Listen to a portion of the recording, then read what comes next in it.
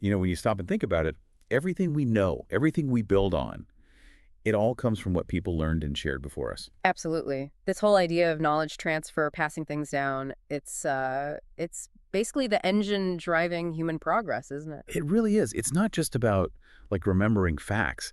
It's building this huge collective pool of understanding. Yeah, even the simplest things we do every day, they're built on generations passing that skill along. And that's the journey we're going to explore today. We're using Shiva Narayan Takshila Page's work, Learning Through the Ages, key developments in the evolution of knowledge transfer, as our map, so to speak. Hmm. Our mission here is to really unpack those key moments, those big shifts in how we've shared, kept, and used knowledge. And for you listening, especially if you love figuring things out, we want to pull out the core ideas, maybe some surprising facts, so you get a really good handle on this evolution pretty quickly. Yeah, without getting totally bogged down. We'll be covering a lot of ground from, ancient storytellers all the way to digital stuff and even future ideas. It's quite a sweep from oral traditions right up to AI and concepts like learnography. Okay, so let's rewind all the way back. Oral traditions. Picture it. No writing. How on earth did people share complex information? Well, in those really early societies, the spoken word was absolutely vital. You had elders, storytellers, they were the walking, talking library. Yeah, held the history, the traditions, the know-how. Exactly. And stories weren't just entertainment. They encoded vital knowledge, survival skills, social rules, beliefs, the whole cultural framework. It paints a vivid picture, doesn't it? Yeah. Knowledge as this living thing woven into the community fabric through repetition ritual. It definitely fostered very close-knit groups. That shared narrative was a powerful social glue. But, and the source material makes this clear, relying purely on memory has its limits. I mean, think about it. Right. There's only so much you can accurately remember and pass on, especially complex stuff. The volume, the intricacy, it's naturally capped. You can't just memorize, the entire internet orally. No, definitely not. But even with those limits, some incredible systems must have developed.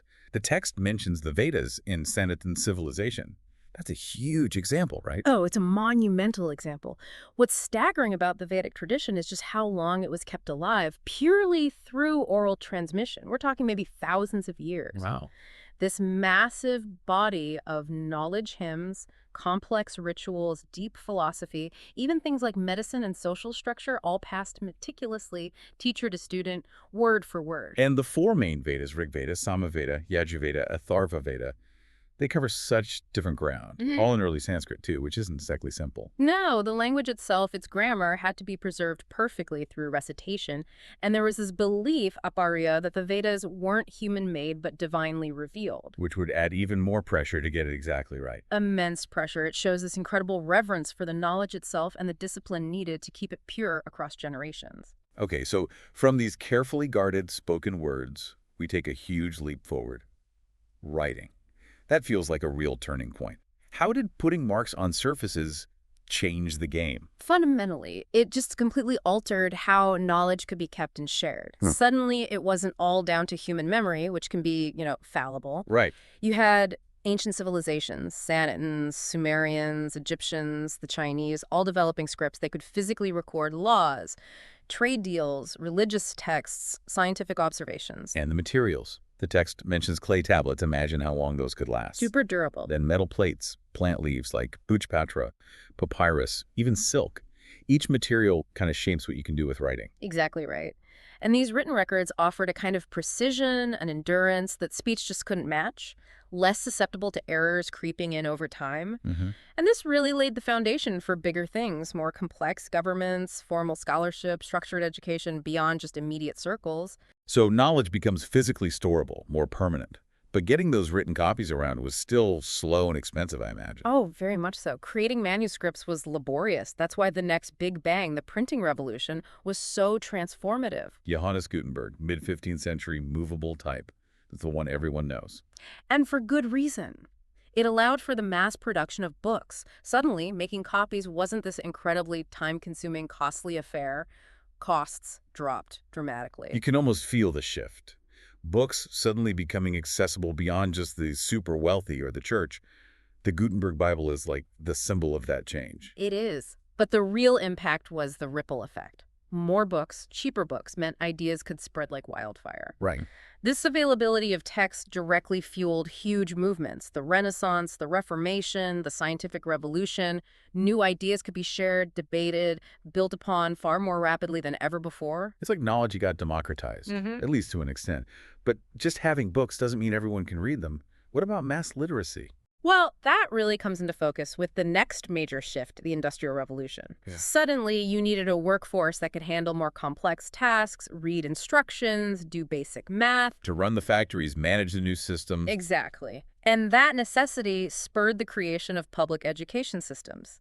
The explicit goal became mass literacy and numeracy. So we move towards schooling for everyone, or at least large chunks of the population, and the textbook becomes king in the classroom. Pretty much. Standardized curricula, printed materials designed to give a baseline education to many people efficiently. And then the 20th century throws another curveball with mass media. Right. Radio, then television, film. These opened up completely new channels. Not just for entertainment, but education, too. Absolutely. Think of educational broadcasting, documentaries reaching millions in their homes. It brought in audiovisual learning, reaching people in different ways. Like maybe a bit more passive, sort of one-way information flow. Often, yes. It expanded reach massively, but wasn't typically interactive. Which brings us neatly to the late 20th century and, well, the digital explosion. The internet. Another absolute game changer. How did that reshape knowledge transfer? Yeah. Where to start? It basically just vaporized geographical barriers, instant access to a frankly staggering amount of information. A global knowledge network, literally at your fingertips. If you were curious about something, suddenly the barriers to finding information just plummeted. And think of all the tools, online courses, digital libraries, educational software. So much potential for learning on your own terms. Distance learning. It really shifted the power dynamic, gave learners much more agency to follow their interests, go deep into niche topics, learn at their own speed. Yeah. But as the text rightly notes, it wasn't all smooth sailing. This sheer abundance created new problems. Information overload is real. Tell me about it. And the need for critical digital literacy skills, how to find reliable information, evaluate sources, navigate this ocean of data, became paramount. So we went from scarcity to overwhelming abundance. And now the challenge is managing that abundance effectively. But the evolution keeps rolling, right? We're into interactive and adaptive learning now. Yes, this is where things like artificial intelligence, VR, augmented reality are really starting to make inroads. How so? Well, AI can power adaptive learning systems. These platforms can actually track how you're doing and tailor the difficulty, the pace, the content specifically to your needs. Whoa.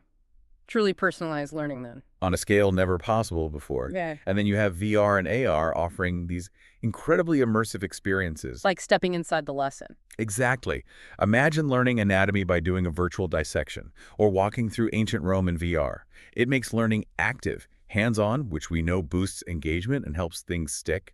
It aligns better with how our brains actually like to learn. And the text goes even further, mentioning something called learnography as maybe the next step. That's a new one on me. It is a forward-looking concept. The core idea behind learnography seems to be about aligning education even more closely with how the brain naturally learns best. It emphasizes active, physical, motor engagement. Active motor engagement? Yeah, and creating these learning units called brain page modules. Brain page. Okay, tell me more. That sounds futuristic. The idea, as I understand it from the source, is to move away from just passively absorbing information reading, listening towards learning by doing, actively participating. Yeah. So the teacher's role shifts again. Less the sage on the stage, delivering facts, more the guide on the side, setting up hands-on tasks, collaborative projects, things that involve physical interaction with the learning material. And these brain page books it mentions? They sound like tools designed specifically for this, to tap into the brain's natural learning mechanisms by getting the learner physically involved in constructing their understanding. So it's making learning more embodied, more active, based on what cognitive science tells us about how we learn effectively. Aiming for better retention, deeper understanding, practical skills. That seems to be the goal. Moving beyond just taking information in to actively building knowledge through experience, it almost feels like a sophisticated return to some very old ways of learning by doing, but now powered by modern science. That's a fascinating way to put it. Okay, so let's just quickly pull the threads together. We've gone from spoken words holding entire cultures, To writing carving knowledge in stone and papyrus. the printing press spreading it wide, Mass education trying to reach everyone. media beaming it into homes, The internet connecting everything. AI personalizing it. And now maybe learnography making it more physically engaging. Wow. It's just this incredible continuous story, each step building on the last, completely changing how we learn, how society functions. And it's clearly not over. Technology, our understanding of the brain, it keeps evolving. The potential for education in the future feels enormous. It really does. More engaging, more personalized, hopefully more effective ways to learn and prepare people for whatever comes next. It feels crucial to embrace these changes. Definitely. We need to equip future generations. So wrapping up this deep dive, it's just amazing to track that arc. From stories whispered around a fire to potentially immersive adaptive learning environments. Each phase left a huge mark. A truly profound evolution. Which leads us to a final thought for you listening. Think about your own learning life. Out of all these stages, oral, written, print, mass media, digital, maybe even these future ideas, which one do you feel has shaped your learning the most? And looking ahead, how might something like AI or learnography change how you learn and use knowledge down the road? Something to chew on.